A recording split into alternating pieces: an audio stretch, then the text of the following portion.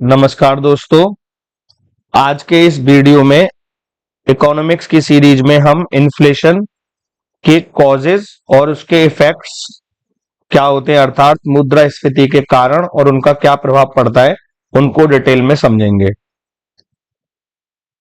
यह आपको कई परीक्षाओं में उपयोगी रहेगा, जैसे यूपीपीसीएस, एसएससी सीजीएल, सीडीएस, क्योंकि इन्फ्लेशन पर कई सारे सवाल आते हैं। तो चलिए अब वीडियो को शुरू करते हैं।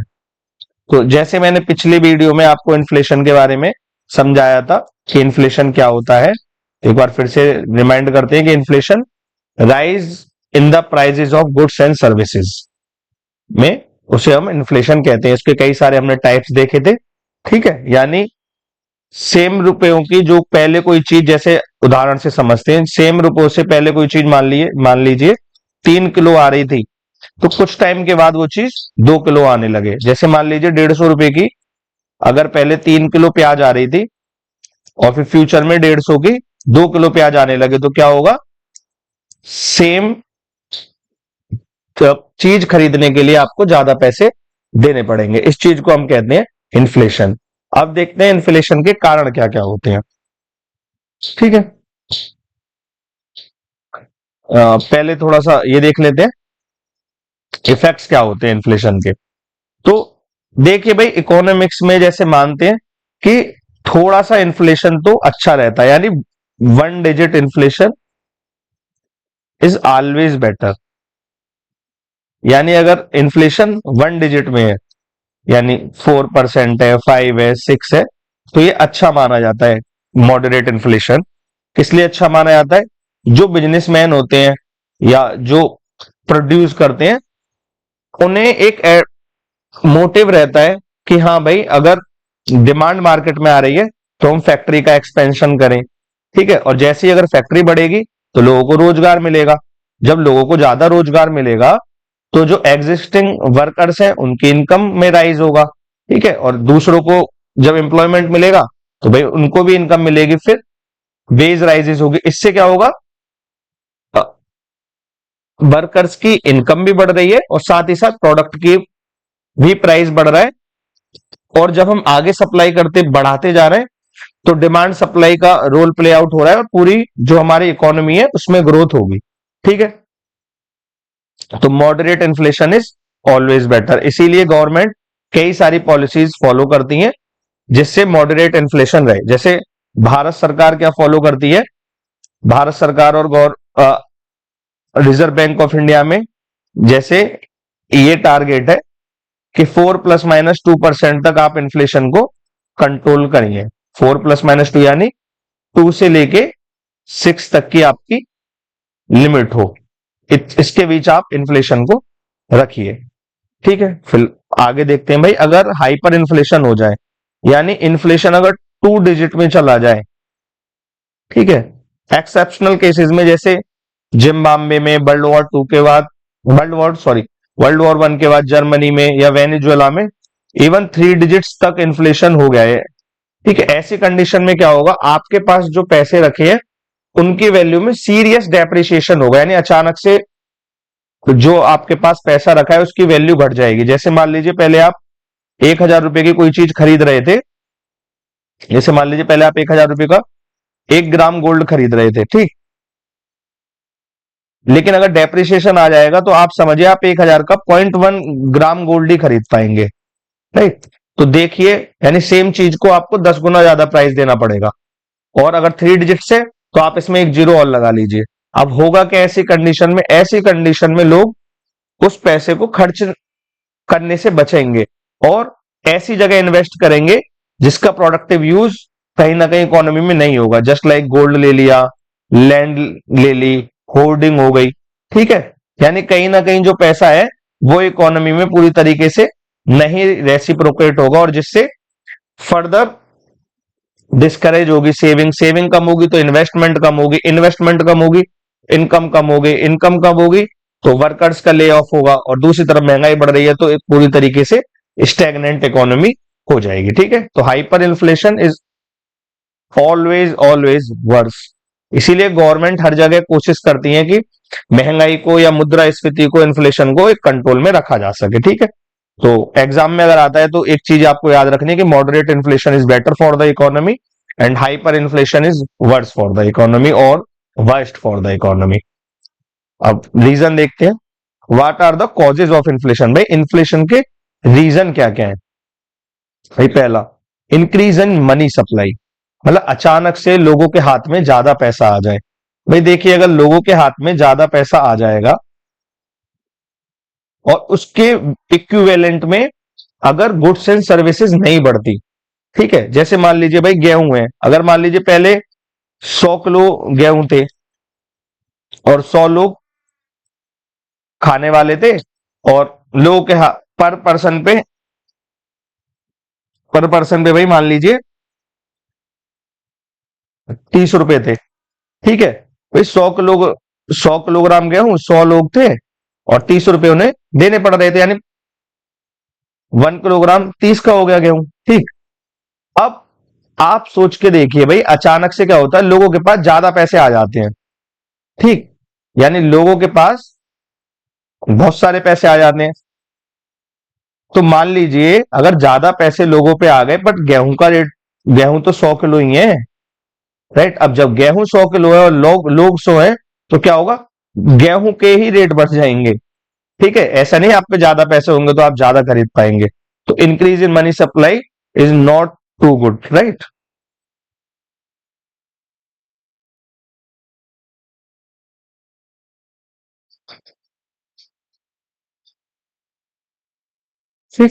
तो increase in money supply is the reason for the inflation.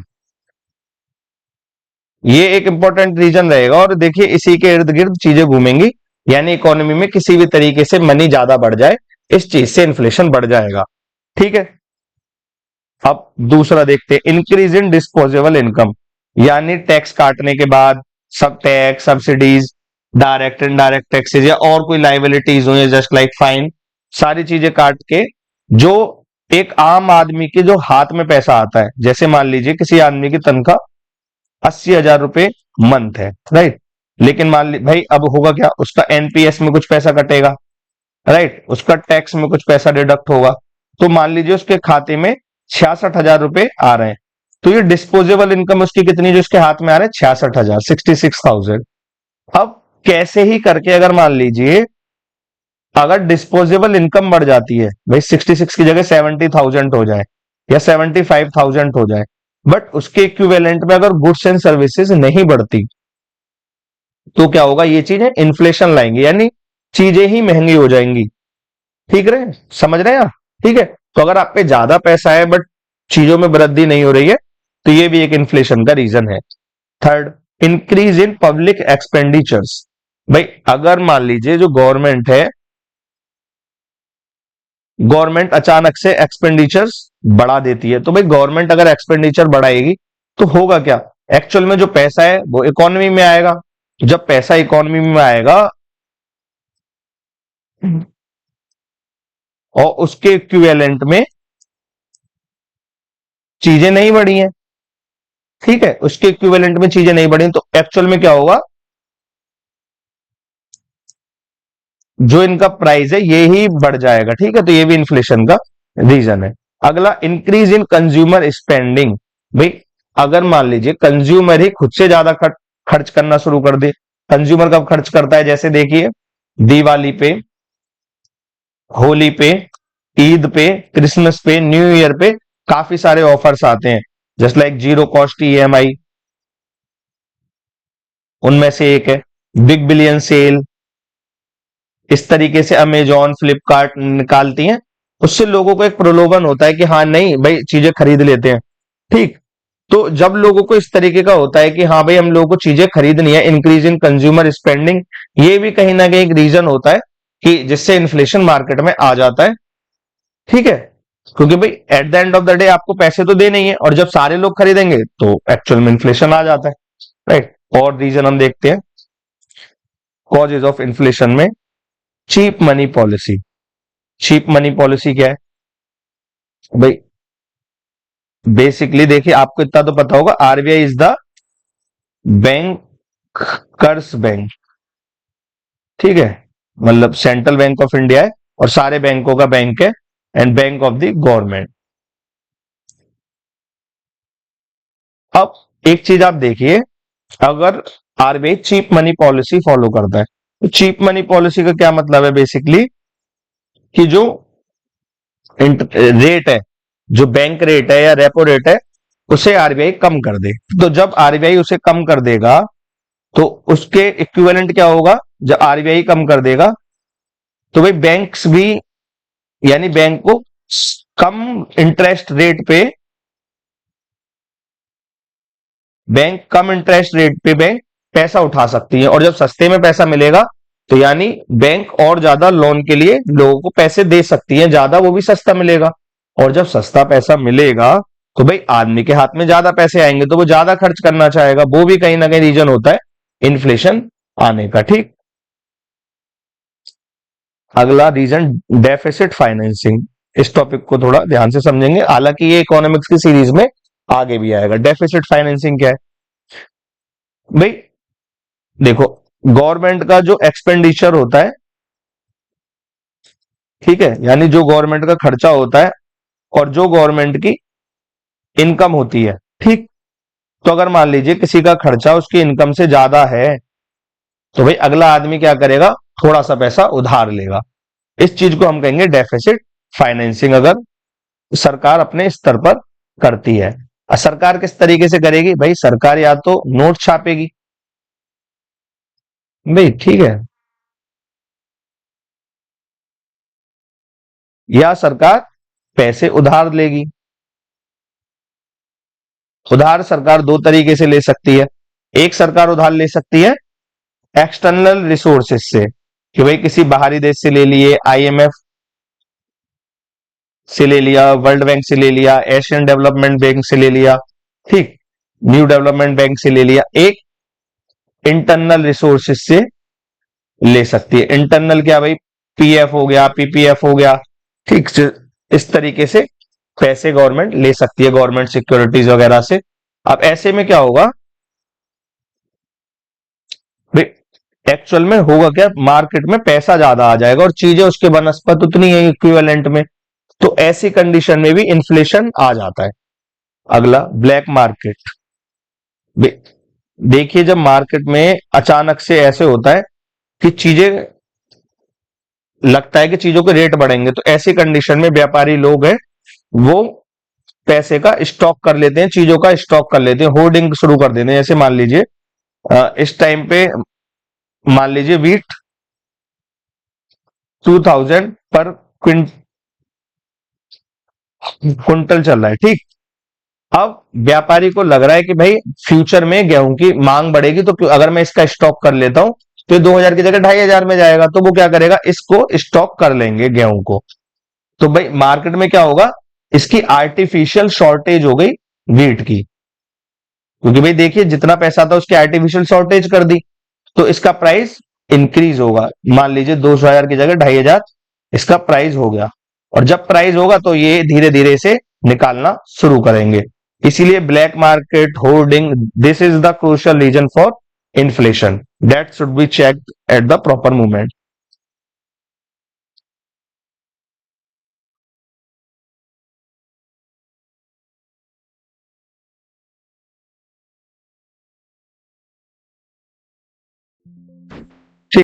Reason, repayment of public डेब्ट। भाई अभी जैसे मैंने बताया था, गवर्नमेंट बोरो करती है, गवर्नमेंट दो तरीके से बोरो कर सकती है, बाहर से और अंदर से।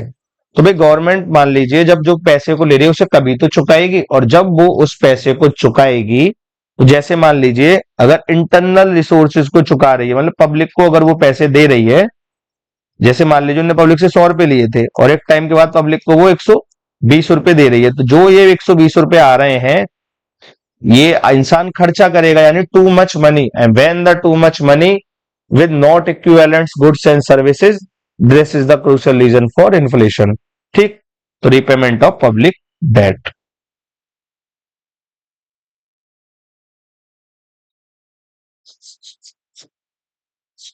एक रीजन और है important, increase in export.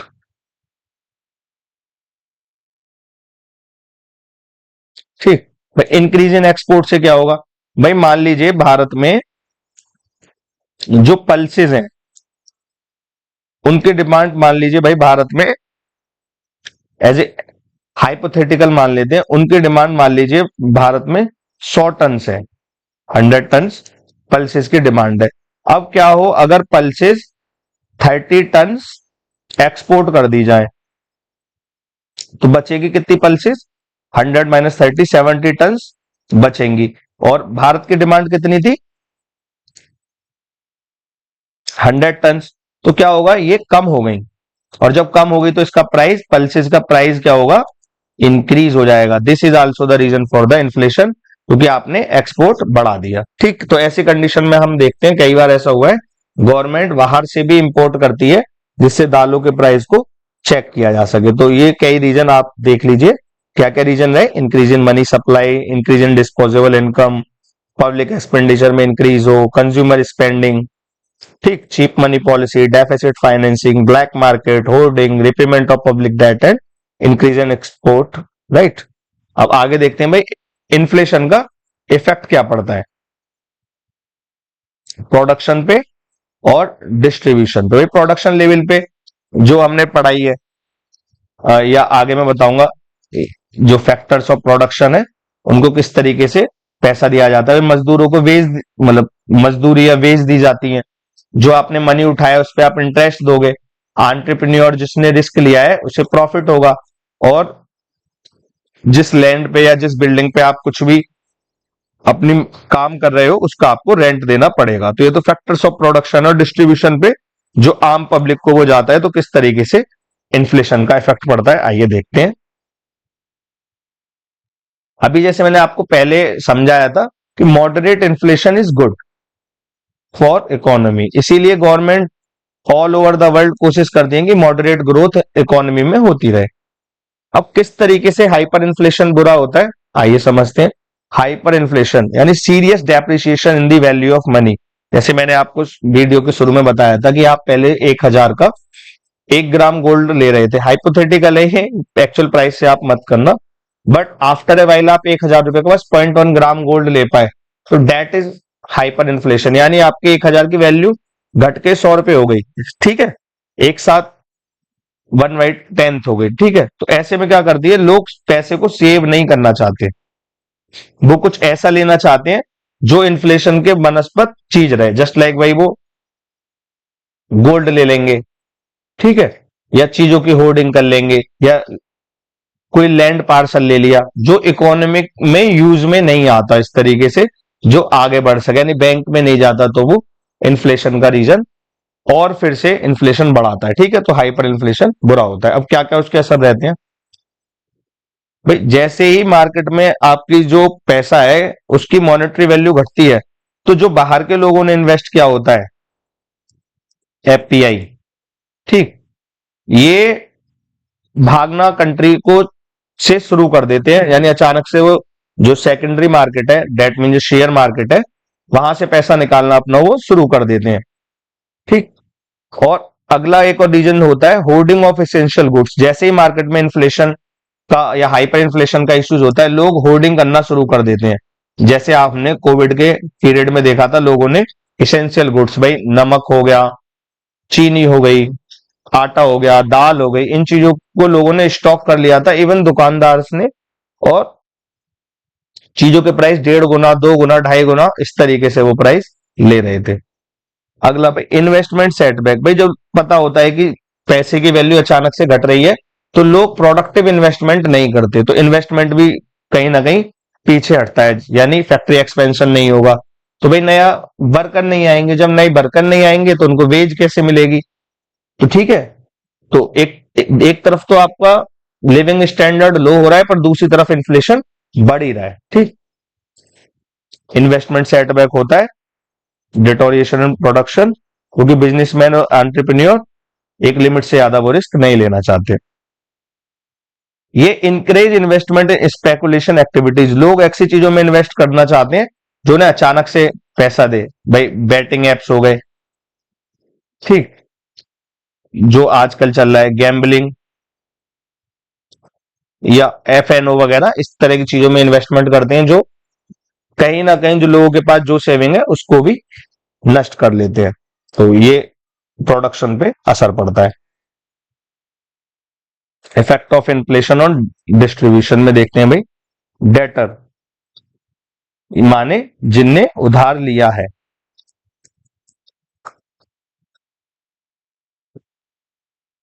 Creditor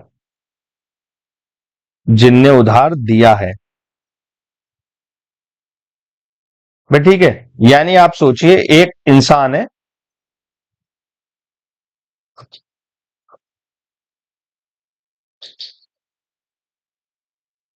ये क्रेडिटर है, ये डेटर है भाई। इसने इंसान ने इसे 100 रुपए दिए थे 5% के इंटरेस्ट रेट पे, ठीक।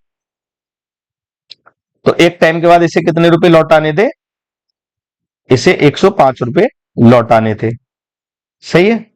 लेकिन मार्केट में इन्फ्लेशन आ गया 20% का, मान लेते हैं, ठीक है। तो जब 20% का इन्फ्लेशन आ गया,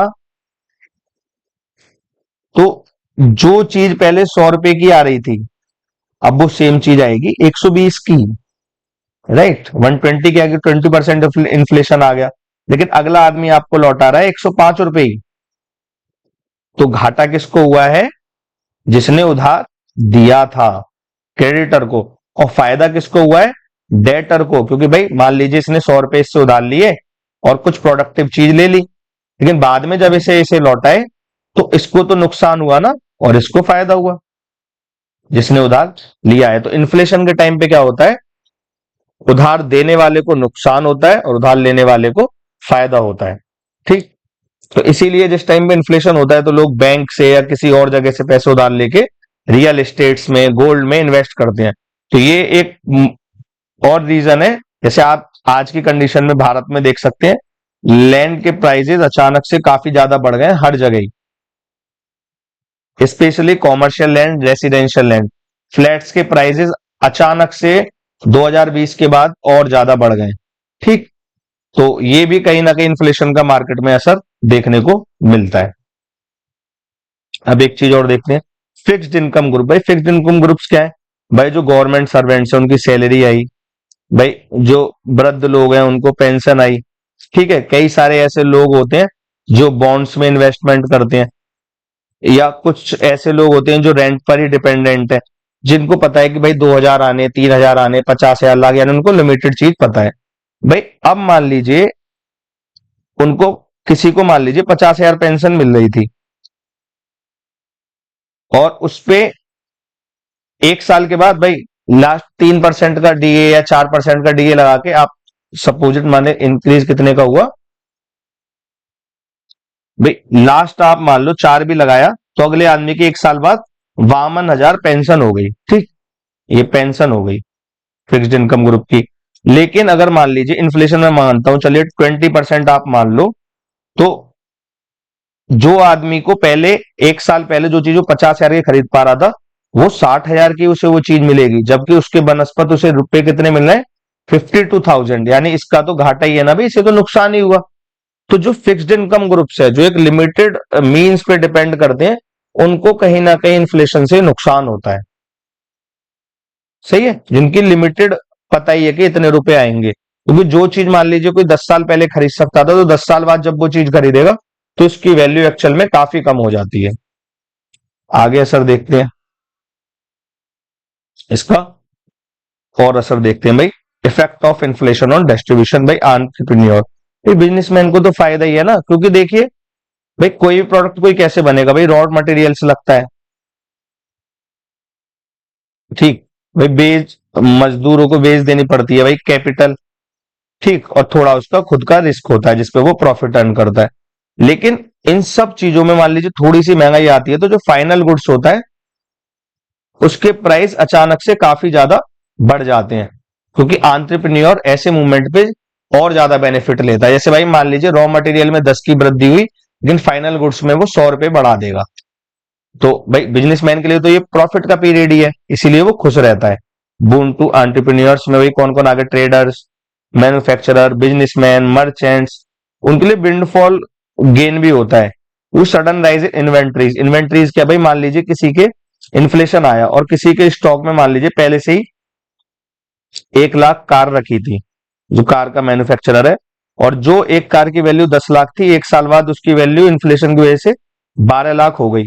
लेकिन उसके पास जो इन्वेंट्री पड़ी थी, ना केवल पुरानी कार की बल्कि नई कार, ठीक है, जो इन्वेंट्री उसके पास पड़ी थी उसकी वैल्यू तो अचानक से 10 से 12 लाख हो गई। ठीक, यानी 1 लाख कार पे 1 लाख में अगर आप 2 लाख की गुणा कर दो तो आप देख लो कि किस तरह लेवल का उसे प्रॉफिट होता है, क्योंकि अचानक से जो पुराने रेट्स में आपने इन्वेंट्रीज ली थी उसके प्राइसेस बढ़ने से। ठीक, तो एंटरप्रेन्योर्स के लिए ये फायदा ही होता है। अब इन्वेस्टर्स, भाई अब कई सारे लोग जैसे जॉब करते हैं या कुछ और करते हैं, वो मार्केट में इन्वेस्ट करते हैं, तो उन्हें किस तरीके से फायदा या नुकसान होता है। भाई जो लोग शेयर में इन्वेस्ट करते हैं, तो भाई मार्केट अगर देखिए मार्केट में इन्फ्लेशन आ रहा है हल्का फुल्का, दैट मीन्स इकोनॉमी बूम कर रही है, मतलब इकोनॉमी बढ़ रही है, फैक्ट्रीज बढ़ रही हैं, ठीक है, हाँ, लोगों के एम्प्लॉयमेंट बढ़ रहा है। तो ऐसी कंडीशन में क्या होगा भाई, शेयर का प्राइस भी बढ़ेगा, इन्फ्लेशन से तो ज्यादा ही बढ़ता है, तो ऐसा इन्वेस्टर खुश रहता है। दूसरा, जो फिक्स्ड इंटरेस्ट यील्डिंग बॉन्ड्स या सिक्योरिटी, यानी फिक्स्ड इनकम ग्रुप, को ही पता ही है 5% बढ़ना है, 6% बढ़ना है, तो ये लोग थोड़े उतना बेनिफिट नहीं मिलता, इन्फ्लेशन के अगेंस्ट नहीं बढ़ पाते, तो ये दुखी रहते हैं। यानी वही वाला जो मैंने एग्जांपल बताया था 50,000 पेंशन वाला, वो आप एक बार दोबारा देख लीजिएगा, आप समझ जाएंगे। ठीक, आगे बढ़ते हैं। भाई ये हमने पढ़ लिया उसके अभी तक हमने इन्फ्लेशन के बारे में क्या पढ़ लिया, इसके रीजन हमने देख लिए और इफेक्ट हमने उसके देख लिए। हाइपर और मॉडरेट इन्फ्लेशन के बारे में हमने पढ़ लिया। ठीक, अब हम देखते हैं कि भाई इन्फ्लेशन को किस तरीके से कंट्रोल किया जा सकता है। अभी तक देखो इन्फ्लेशन को किस तरीके से कंट्रोल किया जा सकता है, भाई ज्यादा पैसा मार्केट में ना आए तो आप इन्फ्लेशन को कंट्रोल कर सकते हैं।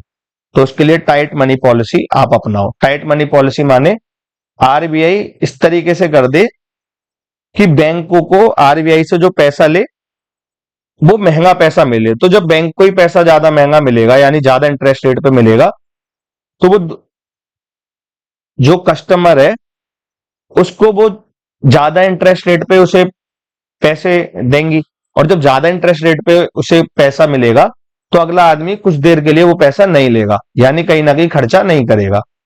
ठीक, तो ये भी एक मेन रीजन है जिससे मार्केट में पैसा कम आएगा तो इन्फ्लेशन रुकता है। क्या क्या हो गया, इंक्रीज इन बैंक रेट, अगला sale of government securities in the open market. Open market operation होता है, जब बैंक बताएंगे तब समझाएंगे। यानी जैसे मान लीजिए भाई 1 लाख करोड़ की गवर्नमेंट सिक्योरिटीज है, तो आरबीआई क्या करेगा, गवर्नमेंट सिक्योरिटीज अपनी सेल कर देगा, और ये 1 लाख करोड़ जो ये मार्केट में लिक्विडिटी है इसे आरबीआई अपने पास रख लेगा। यानी उनने मार्केट से 1 लाख करोड़ रुपए सक कर लिए। तो जब पैसे कम बचे तो ऑब्वियस सी बात है, लोगों के हाथ में पैसे नहीं है, उसके इक्विवेलेंट उन्हें गवर्नमेंट सिक्योरिटीज मिल गई। तो ये भी रीजन हो जाता है कहीं ना कहीं इन्फ्लेशन को कंट्रोल करने का। अगला, higher cash reserve ratio, CRR क्या होता है, जो आरबीआई अपने पास रखती है इमरजेंसी सिचुएशन में बैंक्स का पैसा, जिससे बैंक रन से बचा जा सके। अगर आप सीआरआर को ज्यादा बढ़ा देते हैं भाई, 4 की जगह 5%, 10%, यानी उन्हें लैंडिंग के लिए, उधार के लिए बैंकों के पास खुद से कम पैसा बचे। ठीक, और जस्ट लाइक एसएलआर, ठीक है, इसे लिक्विड एसेट्स में रखते हैं। यानी बेसिक फंडा क्या होता है, बैंक को कुछ पैसा सेट असाइड करना पड़ता है। यानी मान लीजिए अगर बैंक पे 100 रुपए आते हैं तो उसे 20 रुपए आरबीआई को देने पड़े। ठीक, यानी वो 80 रुपए ही उठा सकती है ब्याज पे। अब सपोज इट, अगर आरबीआई 20 की जगह इस प्राइस को 30 कर दे तो खाली बैंक 70 रुपए तो उधार दे पाएंगे, यानी ये 30 रुपए है। अगर आप जैसे ही इसको बढ़ा दोगे तो इससे इन्फ्लेशन कंट्रोल हो जाएगा। ठीक, अगला, कंज्यूमर क्रेडिट कंट्रोल, यानी जो कंज्यूमर है आप कहीं ना कहीं उसके क्रेडिट पे कंट्रोल कर दो कि भाई उसे पैसा लेना थोड़ा हल्का सा कॉम्प्लेक्स हो जाए, तो वो भी कहीं ना कहीं वो इंसान रुकता है कि बाद में खर्चा करेंगे, तो वो भी इन्फ्लेशन बच जाता है। हायर मार्जिन रिक्वायरमेंट्स, सेम ऐसे ही higher repo rate, reverse repo rate. ठीक है, तो बेसिक पर्पज यही है कि मनी सप्लाई आप मार्केट में कम कर दो तो उससे इन्फ्लेशन कंट्रोल हो जाता है। हालांकि वीडियो थोड़ा लंबा हो रहा है, पर ये इस चीज पे क्वेश्चंस आते हैं, मैं बार बार आपको कह रहा हूं, सीडीएस में, यूपीपीसीएस में, आजकल तो एसएससी सीजीएल में भी इस तरीके के अच्छे क्वेश्चंस आते हैं। तो प्लीज आप हताश ना होके, बोर ना होके इस वीडियो को देखिएगा, ठीक है। और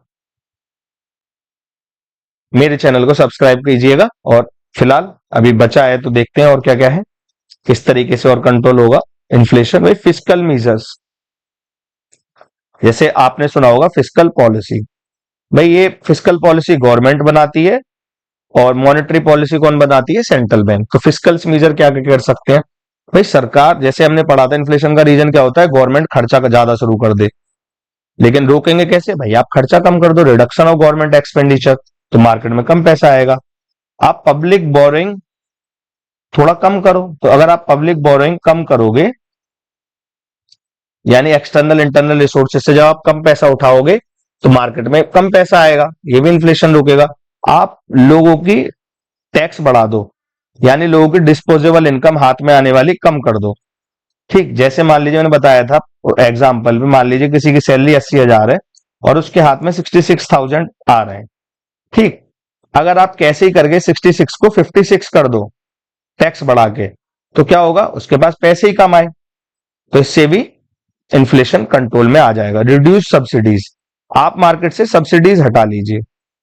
तो ये ऐसी सब्सिडीज क्या होती है, जैसे मान लीजिए कोई सिलेंडर गैस वाला 1,000 का है, लेकिन गवर्नमेंट उस पर 400 रुपए की सब्सिडी दे दे, तो हमें वो 600 रुपए का पड़ रहा है।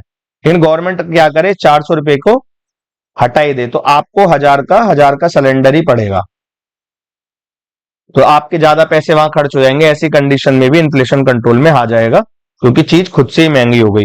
Cartel fiscal deficit, fiscal deficit क्या है, गवर्नमेंट का खर्चा और उसकी इनकम, यानी जो गवर्नमेंट का खर्चा उसकी इनकम से ज्यादा हो जाए, उसे हम कहते हैं फिस्कल डेफिसिट। अगर आपको ये जो घाटा है इसे कम से कम करेंगे, यानी ठीक है, यानी आप उधार मत लो और नए नोट ना छापो, तो मार्केट में पैसा कम आएगा, उससे भी इन्फ्लेशन कम होगा। अगला, reduced populist measure which gives more money in the hand of public without rise in production. भाई होता क्या है, जो गवर्नमेंट है, both government, central government and state governments, राजनीति के लिए कई ऐसी स्कीम्स लगा लॉन्च कर देती है जिससे पब्लिक के हाथ में पैसा ज्यादा आ जाता है without rise in production. Just जैसे आप देखिए पीएम किसान स्कीम, 6,000 रुपए हर साल आप दे रहे हो। कई सारी स्टेट गवर्नमेंट्स ने, जैसे आप न्यूज़पेपर पढ़ते हैं, बच्चे तैयारी करने वाले, तो आप देख रहे हैं कि भाई महिलाओं को 2,500 देंगे या 1,500 रुपए देंगे, ठीक। जैसे राहुल गांधी जी ने बोला था न्याय स्कीम में कि भाई हम 72,000 रुपए देंगे, इस तरीके से। और साउथ में भी पैसे आप बांट रहे हो और उसके इक्विवेलेंट गुड्स एंड सर्विसेज नहीं बढ़ रहे। तो जब लोगों के हाथ में ज्यादा पैसा आ जाएगा, बेसिक डेफिनेशन क्या है, too much money in the hand of the public is major cause of the inflation, यानी लोगों के हाथ में जब ज्यादा पैसा आएगा without equivalent rise in the production of goods and services, ठीक, तो ये भी इन्फ्लेशन बढ़ाएगा। तो कहीं ना कहीं ना केवल RBI but also our politician and we generally as a public should pay attention कि भाई हमारे पॉलिटिशियंस क्या कह रहे हैं। कहीं वो कि भाई कि गरीबों को ये देंगे, टैक्स बेनिफिट देंगे, कहीं उससे ऐसा तो नहीं कि इन्फ्लेशन एक लिमिट से ज्यादा इतना बढ़ जाए कि बाद में हम ही को भुगतना पड़े, ठीक। तो कहीं ना कहीं गवर्नमेंट को कोशिश करनी चाहिए कि पॉपुलिस्ट मेजर्स को रोकना चाहिए और उनपे लगाम लगानी चाहिए और ऐसी चीजें करनी चाहिए जो हमारी इकोनॉमी के और देश के बेस्ट इंटरेस्ट में हो। नेक्स्ट, और किस तरीके से हम कंट्रोल कर सकते हैं इन्फ्लेशन को, भाई जैसे मान लीजिए शॉर्ट टर्म मेजर, भाई मेन देखो लॉन्ग टर्म में तो यही है भाई, अगर आपके पास ज्यादा पैसा आ गया है, टू मच मनी, तो भाई जो गुड्स एंड सर्विसेज हैं, जो वस्तुएं और सेवाएं हैं, आपको वो भी बढ़ानी पड़ेंगी, तभी जाके दोनों बराबर हो पाएंगे और इन्फ्लेशन कंट्रोल में रहेगा। लेकिन अब अचानक से आप कैसे सप्लाई, तो अब भाई जैसे मान लीजिए अगर भारत में दाल के रेट हर बार बढ़ जाते हैं, तो अब ऐसे तो नहीं कर सकते कि नहीं जी 5 मिनट में आप दाल के खेत ज्यादा बढ़ा दो, है ना, या प्रोडक्शन कैसे नहीं कर सकते। आप ऐसी कंडीशन में क्या करोगे, भाई बाहर से आप इंपोर्ट कर लोगे, कि भाई बाहर से मंगा लोगे। जैसे मान लीजिए भारत की में 100 टन दाल की डिमांड है, ठीक। आप क्या करते हो, और आपके यहां प्रोडक्शन हुआ है 80 टन का। अब आप क्या करो भाई, आप बाहर से 30 टन और मंगा लो, यानी आपने 110 टन आप पे पल्सेस हो गई। अब ऐसी कंडीशन में जब आप पे ज्यादा हो गई तो ऑलरेडी उसका प्राइस लो हो जाएगा, ठीक। और आप इन्हें एक और चीज कर सकते हैं भाई, जो लोग होर्डिंग करते हैं ब्लैक मार्केट में, जो मैंने आपको वीट वाला एग्जांपल दिया था, उसके लिए जो राशन शॉप्स हैं, आप वहां से चीजों को बांटना शुरू करो भाई। जो इनके प्राइस है 20 रुपए किलो, 30 रुपए किलो, या 2 रुपए 3 रुपए किलो, ठीक है। तो वो भी एक रीजन होता है, इससे इन्फ्लेशन को कंट्रोल किया जा सकता है। लॉन्ग टर्म मीजर्स क्या है भाई, accelerate economic growth specially of ways goods which have direct bearing on general price and cost of living. मतलब ऐसी जो नेसेसिटी थिंग्स है, उन पे आपको इकोनॉमिक ग्रोथ लानी पड़ेगी, कभी आप पल्सेस ज्यादा, ठीक, प्रोडक्शन करो वेजिटेबल्स की, वीट, ठीक, इस चीजों को आप कहीं ना कहीं प्रोडक्टिविटी या प्रोडक्शन बढ़ाओ, जिससे ये चीज महंगी ना हो। क्योंकि एक बार पब्लिक को अगर चीजें महंगी एक लिमिट से बाहर निकल जाती हैं, तो this is also the major reason for the revolution, ठीक है। तो समाज में वायोलेंस आता है, कॉन्फ्लिक्ट आता है, इससे कई सरकारें भी गिर जाती हैं। जैसे फ्रेंच रिवॉल्यूशन भी टैक्स बढ़ाने से ही आया था। हालांकि आजकल के टाइम तो कुछ बुद्धिजीवियों को छोड़ के आम पब्लिक तो समझते हुए असर नहीं है, बट पुराने पहले टाइम पे कई सारी क्रांति इस तरीके से हुई है। फ्रेंच रिवॉल्यूशन हुआ, अभी रिसेंट में श्रीलंका बैंकरप्ट हो गया, ठीक। अभी यही वाली सिचुएशन बांग्लादेश में चल रही है, पाकिस्तान में इस तरीके की सिचुएशन है। तो हमें ये ध्यान रखना चाहिए इन्फ्लेशन पे कंट्रोल क्या रहेगा क्या नहीं। भाई वेनेजुएला हो गया, जिम्बाब्वे हो गया, ठीक। तो ये एक बेयरिंग रखनी चाहिए कि क्या असर पड़ सकता है। तो बेसिक पर्पस तो यही है भाई, आप गुड्स एंड सर्विसेज को बढ़ाओ, इकोनॉमिक ग्रोथ करो, स्पेशली इसेंशियल गुड्स की। भाई आप लोगों के प्रेजेंट कंजम्पशन पे कुछ लिमिट लगाओ भाई, लोगों को चीज महंगी मिले, यानी ईएमआई आप या तो ज्यादा इंटरेस्ट रेट पे लो, ठीक। और ये फेस्टिव ऑफर्स में थोड़ा इन पे कंट्रोल करो, जिससे लोगों को चीजें, लोगों के पास कम पैसा रहे, और लोगों को हैबिट में सिखाया जाए कि भैया आप अपने पैसे को इन्वेस्ट करो। जब आप इन्वेस्ट करोगे तो भाई वो पैसा इकोनॉमी में आएगा, यानी शेयर मार्केट में करो या बैंक में करो, वो बिजनेसमैन को जाएगा। जब बिजनेसमैन के पास जाएगा तो वो फैक्ट्रीज ओपन करेगा, जब वो फैक्ट्रीज ओपन करेगा तो अलग और मजदूर आएंगे, उनकी इनकम राइज करेगी, फिर वो पैसा फिर से इकोनॉमी में आएगा, तो वर्चुअस साइकिल होती है, वो चले, ठीक है। तो वो जरूरी है। और क्या कर सकते हैं, जैसे इसेंशियल कमोडिटीज एक्ट तो भारत सरकार करती है, यानी इसे चीज की कोई होर्डिंग ना कर पाए। Stock limit, minimum export price, ठीक, कि भाई आपको इस तरीके से एफसीआई ओपन मार्केट में अपने जो स्टॉक है उसे सेल कर देती है। ऑपरेशन ग्रीन चलाया था टमाटो, ऑनियन और पोटैटो के लिए, जो सस्ते मिल पाए, क्योंकि आप देखो सीजन में टोमेटो और स्पेशली ऑनियन काफी ज्यादा महंगे हो जाते हैं। हालांकि हमारी मैडम सीतारमन जो है, उनने तो बोल ही दिया कि मैं तो ऑनियन नहीं खाती, तो मुझे तो असर नहीं पड़ता, पर भाई हमको तो असर पड़ता है, ठीक। फाइनेंस मिनिस्टर ऐसा होना चाहिए जो सबके लिए हो, ना कि अपने व्यू पॉइंट रखे। तो operation green for tomato, onion और potato, price stabilization fund offering higher MSP to farmer to increase cultivation of particular crop. That means मान लीजिए भाई, अगर आपको पल्सेस ज्यादा उगाने हैं, ठीक, तो आप उसका एमएसपी बढ़ा दो। जब आप एमएसपी बढ़ा दोगे तो किसान खुद से उस चीज को ज्यादा उगाएगा, जब ज्यादा उगाएगा प्रोडक्टिविटी ज्यादा होगी, तो इन्फ्लेशन कंट्रोल में आएगा, ठीक। तो ये मेजर रीजंस है इन्फ्लेशन के। तो हमने इन्फ्लेशन की, मैंने आपको 2 वीडियोज में समझाया। पहले में मैंने आपको इन्फ्लेशन के बारे में बताया, इन्फ्लेशन के टाइप्स के बारे में बताया, दूसरे में इन्फ्लेशन के क्या क्या कॉजेज, इफेक्ट और इसको कंट्रोल में किस तरीके से लाते हैं, ये आपको समझाया, ठीक है। आगे भी मैं इस सीरीज को अब लगातार चालू ही रखूंगा। तो यहां तक मेरे साथ रहने के लिए थैंक यू, और आपको इस वीडियो को देखने के लिए बहुत बहुत धन्यवाद। अगर आपको मेरी यह जानकारी उपयोगी लगी हो तो मेरी इस वीडियो को लाइक करें, मेरे चैनल ज्ञान फॉर श्योर को आप सब्सक्राइब करें, एंड हैप्पी लर्निंग, लगातार सीखते रहें। और धन्यवाद, फिर मिलते हैं अगले वीडियो में।